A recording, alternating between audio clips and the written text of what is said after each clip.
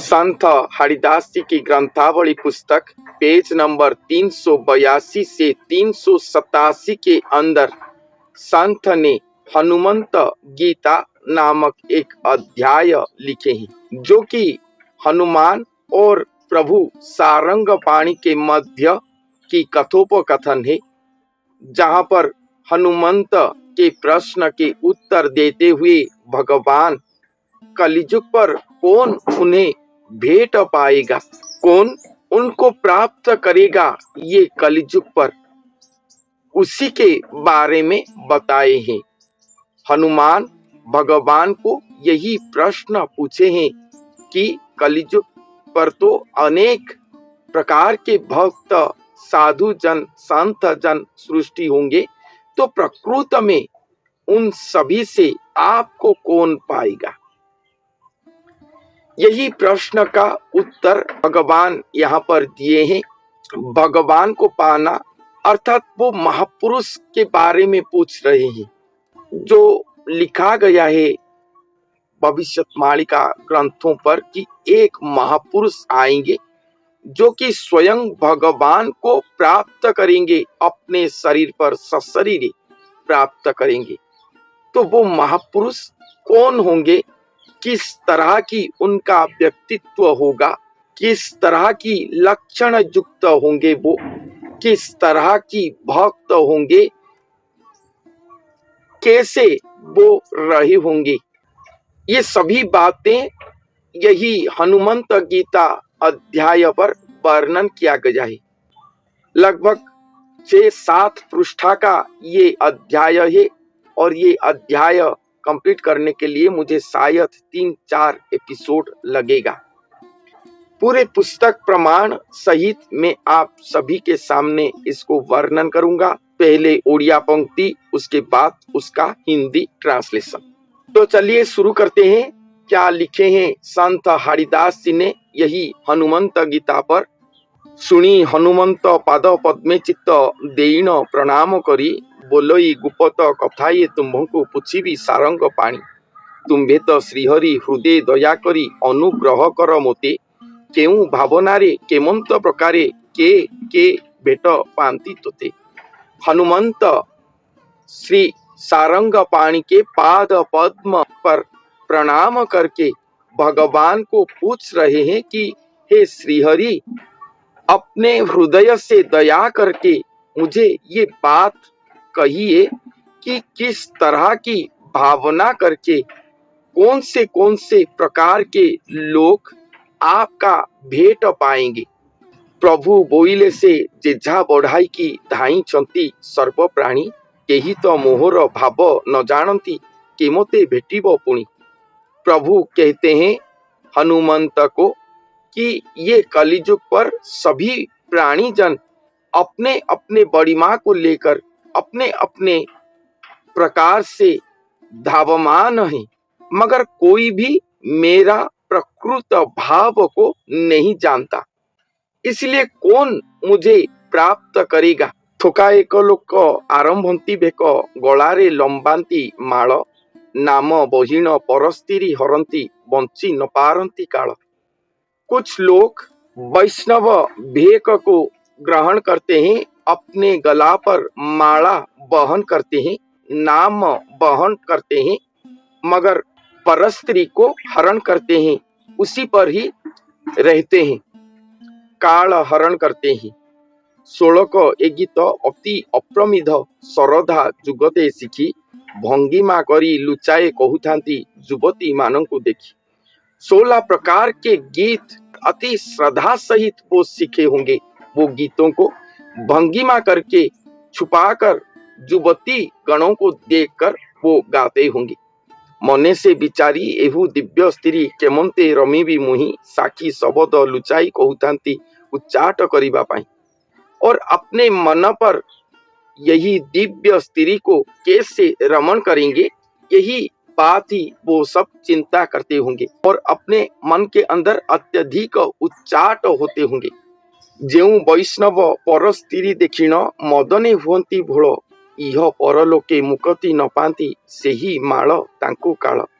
भगवान कहते हैं कि जो वैष्णव जन पर स्त्री को देखकर मदन बाण में भोल होते हैं, वो सब यह परलोक पर मुक्ति नहीं पाते, वही माल ही उनके लिए काल बनता है। थोका एक प्राणी नटजे काचेणी रस कौतुके मत, ढग ढमाली रे भावना करिण बोलंती गोपाल सुत। मयूरर पुच्छ मथार एक संच, गौड़ छंदेण बाची, पर युवती की मोहिबा निमंते भंगिमा करिण नाची। और कुछ प्रकार के प्राणी जन रस कौतुक पर मत होंगे, अनेक प्रकार के काछणी पहनते होंगे, ढमाड़ी की बात कहते होंगे, गोपाल सूत की तरह अपने आप को सजाए होंगे, मस्तक पर मयूर पुच्छ लेकर गौड़ छंदनी में रहते होंगे, और कैसे पर युवती के मन को मोहित करेंगे, वही भंगिमा पर वो सब नाचते होंगे। बाहरे हरि भीतरे परस्त्री विचारु थाइता मन, एमंत भावे कीर्तन कले आंबे मोहिबा जगत जन। बाह्य पर वो हरि कीर्तन करते होंगे, मगर अंतर पर स्त्री को भजन करते होंगे, और उनका कीर्तन इतना भाव प्रवण हुआ होगा कि सच में वो सारे जगत को मोहित कर देंगे। ऐसे भाव पर वो सब कीर्तन करते होंगे। आप सब देखते होंगे कि गांव गांव घूमकर शहर शहर पर जाकर कीर्तन करते हैं। कीर्तन मंडली जो होते हैं, उन्हीं के बारे में महापुरुष ने यहाँ पर लिखे हैं। भगवान कह रहे हैं कि अनेक प्रकार के तो भक्त होते हैं जो कि भगवान के नाम को धारण करके जीवन अतिबाहित करते हैं, भगवान के लिए अपने समय अपने प्राण सब कुछ समर्पण किए हैं। मगर उनमें से जो हरि कीर्तन करते हैं, ऐसे भाव पर कीर्तन करते हैं कि सच मानो जैसे वो सारे जगत को मोहित कर देंगे, मगर उनके बाह्य पर हरि रहते हैं, अंतर पर नारी को वो भजन करते हैं। कैसे? अपने भाव से नारी जनों को आकर्षित कर पाएंगे। बेणुर शबद सिंगार जे नाद उच्चाट करि न दियंती, घर बर तेजी कुल बधू माने देखिबाकू धाई थांती। बेणु स्वन सिंगा नाद देकर उच्चाट की तरह वो नाम कीर्तन करते होंगे, जिनके उच्चाट नाम कीर्तन को देखकर घर के कुल वधूजन उन सभी को देखने के लिए धावमान होकर जाएंगे। सेमुनी जे जाति कीर्तन एक माती ओई ठांती दिव्य बेश, लोचन दुई बंदी करी पकांती लगाई मोहन अवश्य। वो मुनिजन कीर्तनक जाति के होंगे। वो मुनि कीर्तनक जाति जो संकीर्तन करते हैं, कीर्तन मंडली तो कहते हैं, सब दिव्य वेश पर अपने आप को सज्जित करते होंगे, दोनों आंख को बंद करके सचमुच में जैसे भगवान को वश्य करके कीर्तन कर रहे हो। ऐसे भाव भक्ति पर कीर्तन करते हो कि सचमुच में भगवान उनके भाव भक्ति पर वश्य हो गए हो। ऐसे लोक चक्षु पर दिखाते होंगे वो सब। सॉरी लेको नाटक क्षणों के से भेटो ताहा सुखे पूर्ण हुई। जैसे कीर्तन करते होंगे कि सचमुच में ये कीर्तन खत्म होते ही भगवान को वो प्राप्त कर लेंगे। ऐसे उच्चाट भाव पर कीर्तन करते होंगे। ये आपको उस तरह की लगता होगा। ये भगवान कहते हैं, ये कलियुग पर जो आध्यात्मिकता को लेकर जो प्रहसन चल रहा है, दिखाने में कुछ और अंतरकरण पर कुछ, ये चल रहा है। एक एक करके सभी के भांडा फोड़ने की तरह ये अध्याय पर भगवान सभी को वर्णन करे हैं कि प्रकृति में कौन उन्हें प्राप्त करेगा। आप कीर्तन मंडली को बुलाए हो अपने एरिया पर, नाम कीर्तन करते होंगे, तो उनके बाह्य भाव रस इतना उच्चाटमय होगा, मगर उनके अंतःकरण पर वो कैसे अन्य नारी जनों को आकृष्ट करेंगे, बस यही भाव पर रहे होंगे। कैसे लोगों को अधिक आकृष्ट करेंगे, लोगों से नाम अर्जन करेंगे, सुनाम अर्जन करेंगे, बस उतना ही उनका लक्ष्य होगा। इसलिए संत अच्युतानंद दास जी ने अपने पुस्तक पर लिखे हैं कि माला बोहिले न बोलांती दास यदि अंतर्गते कृष्ण न भास। आप माला तिलक वहन करने से, अति उच्चाट मत नाम संकीर्तन करने से कोई मूल्य नहीं यदि आपका अंतर्गत पर कृष्ण भासमान नहीं है। आप अपने हृदय पर कृष्ण को नहीं बिठाए हैं, उनके भावना पर भासमान नहीं हो रहे हैं, तो ये बाह्याचार पर कोई मूल्य नहीं। संत यही बात लिख रहे हैं। और ये जो सभी होते हैं वो सब यही भाव पर रहते हैं।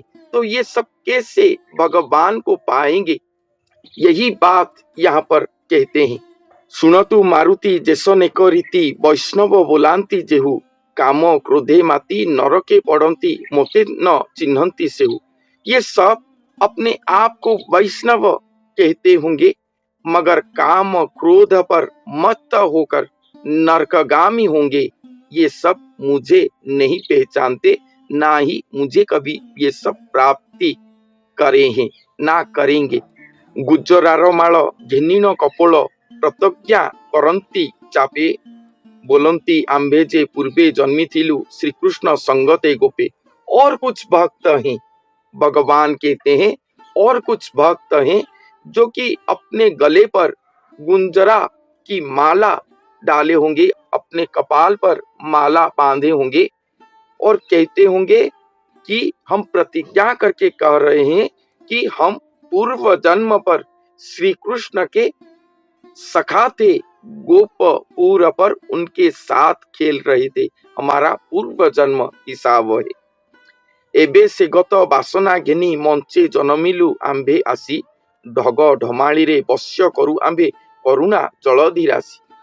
और कहते होंगे कि गत वासना को लेकर, पूर्व जन्म वासना को लेकर हम इस मर्त्य मंडल पर फिर से जन्म लिए हैं और ढग ढमाड़ी की बात कह के, भक्ति दिखा के हम स्वयं करुणा जलधि राशि को वश्य कर लिए हैं, अपने वश में ले गए हैं।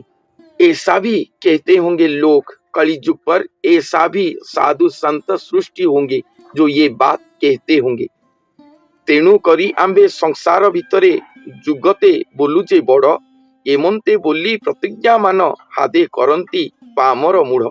और ये सब इसीलिए ये संसार के अंदर अपने आप को सबसे बड़ा कहते होंगे, प्रतिज्ञा करके कहते होंगे कि हमसे बड़ा इस संसार पर कोई नहीं, क्योंकि पूर्व जन्म से हम सब श्री कृष्ण के अंग संग सखा हैं। हम सब उनके गोपपुर पर हम सब खेल रहे थे उनके साथ, और इस जन्म पर फिर से आए हैं।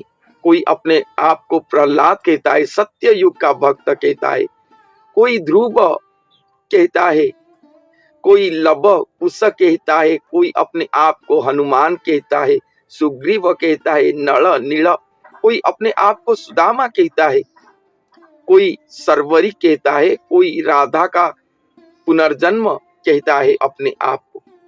ये कलिजुग पर इस तरह के भी लोग दिखाई देंगे जो अपने आप को पूर्व जन्म की वासना को लेकर जन्म लिए हैं, ऐसा कहते होंगे। ये मैं नहीं कह रहा, संत हरिदास जी ने 1700 ख्रीष्टाब्द पर आकर ये लिखे हैं। स्वयं श्री सारंग पाणी, स्वयं श्रीहरि की श्रीमुख वाणी है ये। और ये बात हनुमान जी को भगवान कहते हैं कि इस तरह की भक्त कलिजुग के अंत समय पर दिखाई देंगे। और आप ये कलिजुग मनुष्य उनको देखकर, उनके ढग ढमाली युक्त बातों को सुनकर सोचते होंगे कि हाँ, ये सब बड़े बड़े दिव्य महापुरुष हैं, कुछ चमत्कारिता दिखाई दे रहा है। बस थोड़ी सी चमत्कारी को देखकर उन्हें सब भगवान सोच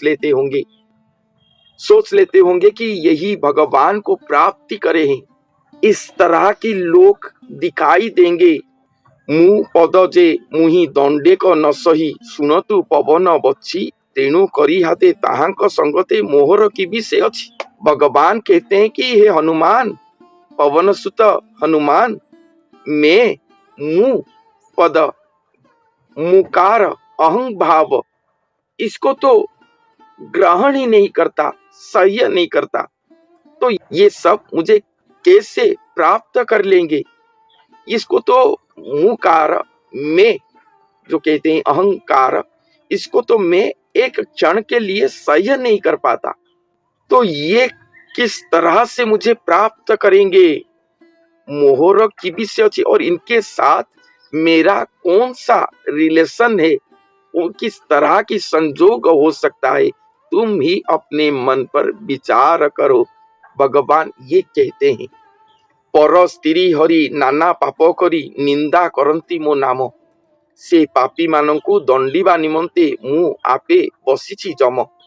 भगवान कहते हैं कि ये सब इस तरह कहकर पर नारी, पर स्त्री के प्रति कुनजर रखते होंगे और पर स्त्री को हरण करने से नाना प्रकार के पाप करेंगे, निंदा आदि करेंगे, मेरे नाम का निंदा होगा इन लोगों के लिए।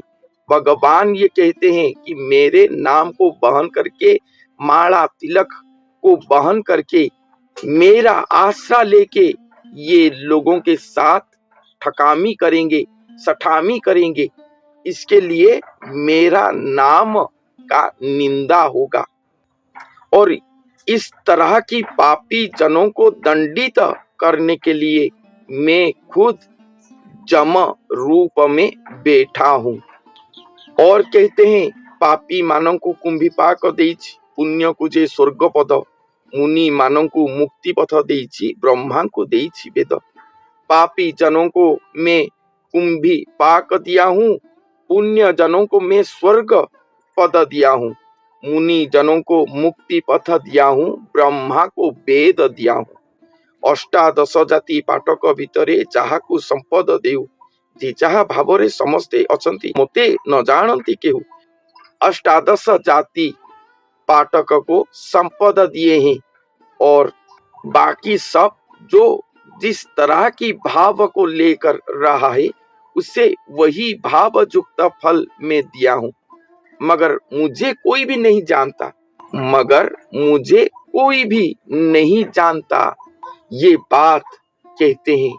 उसके बाद क्या लिखे हैं, आज में 382 पृष्ठा और 383 पृष्ठा तक सुनाया, फिर नेक्स्ट सुनते हैं। और ये बहुत ही अलग प्रकार का है। ये जो अध्याय लिखा गया है सभी के बारे में कहे हैं, और प्रकृति में कौन भगवान को पाएंगे, वो महापुरुष कैसे होंगे, उसके बारे में भी कहे हैं।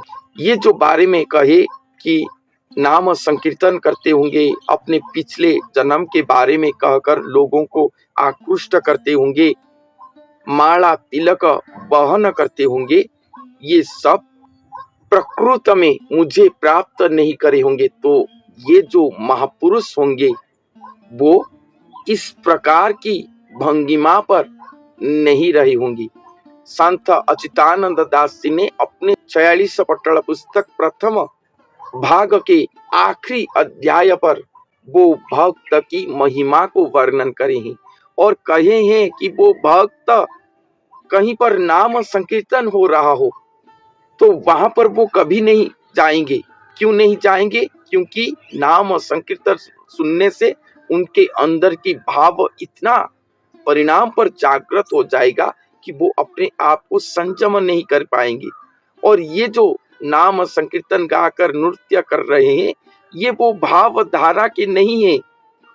भगवान यहाँ कहे कि दिखने में जैसे सारे जगत को मोहित कर रहे होंगे, भगवान को प्राप्त कर लिए हैं अपने भाव से, नाम कीर्तन से, उस तरह आप सभी को लगता होगा, मगर अंतः पर वो सब ऐसे नहीं होंगे। अंतर्यामी भगवान आपके अंतर पर क्या चिंतन चल रहा है उससे देखकर कहते हैं कलियुग पर किस तरह की भक्त दिखाई देंगे। बाह्यचार में एक प्रकार के होंगे, आप कहोगे कि बहुत उच्च लेवल का है ये, मगर अंतर पर अति न्यूनतम होगा। जब उसका पोल खुलेगा तो आप उसके मुंह देखने के लिए भी इच्छा नहीं करोगे। ऐसे होंगे कलियुग की भक्त लोग। अंतर्यामी पुरुष ही अंतः भाव को पहचानते होंगे और वही भाव को देखकर ही ये अध्याय लिखा गया है कि कलियुग की अंत समय पर कौन प्रकृत में भगवान को प्राप्त करेंगे। तो उसके बाद हनुमान जी को भगवान और क्या कहे हैं नेक्स्ट एपिसोड पर सुनेंगे। आज के लिए इतना ही। धन्यवाद।